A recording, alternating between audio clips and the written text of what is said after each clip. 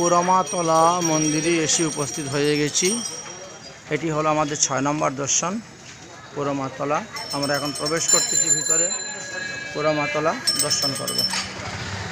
6 নম্বর মন্দির।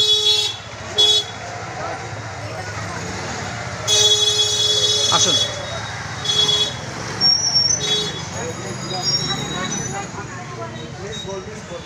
পুরা মন্দিরটা দেখেন, একেবারে বৃক্ষের।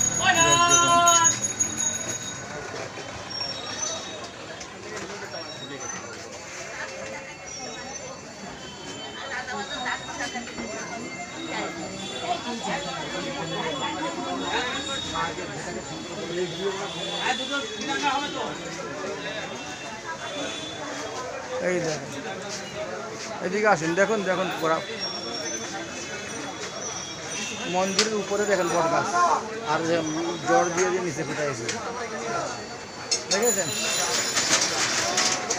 আসুন।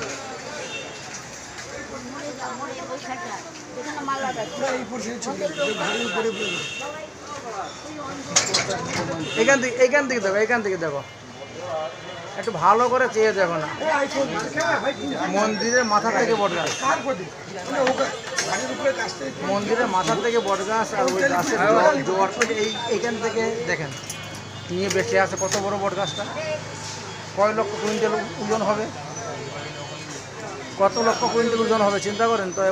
একবার ভেবে দেখেন তো।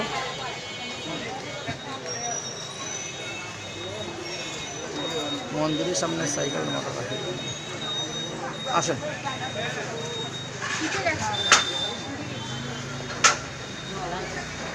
ওম নমঃ শিবায়।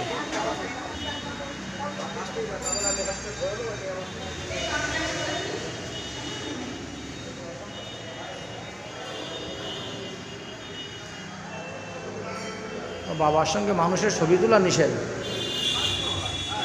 যাও যাও, প্রণাম করো।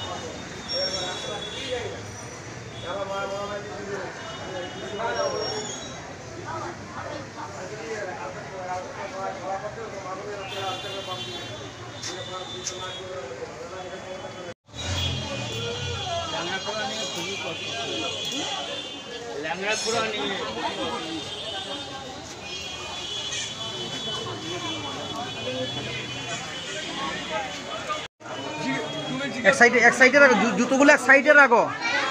এই মন্দিরের মায়ের সামনে রাখবা কেন?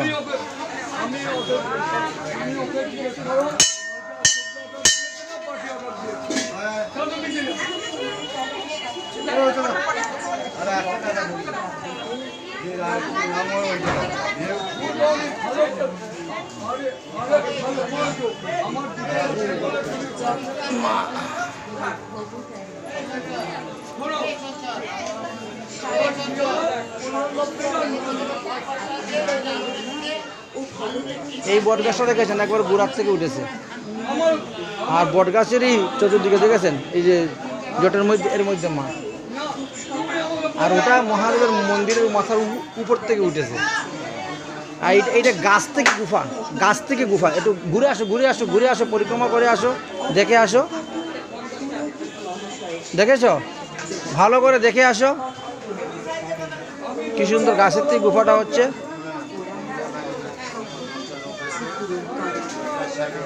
ভাবা যায় না এত সুন্দর বটবৃক্ষ দ্বারা পুরো একটা গুফা তৈরি করে আসে। এবার কি বুঝলেন, দেখলেন তো? হ্যাঁ,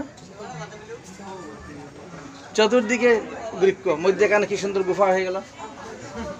হ্যাঁ, যেমন বট গাছের পেটের ভিতরে মা বসে আছেন। হ্যাঁ, এইরকম দৃশ্যটা সারা ভারতবর্ষের মধ্যে আরেকটা দেখাইতে পারবা? দ্বিতীয়, চিন্তা করতে পারছো?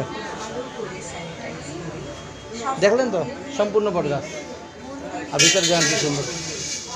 এখন কত বড় গুফাটা দেখতে পাচ্ছ? একটু নিচে বসে দেখো, ওই দেখো আগের পুরানা ইট, আগের পুরানা কাকিয়া ইট দেখো, আগের পুরানা ইটগুলো দেখো, কাকিয়া ইট।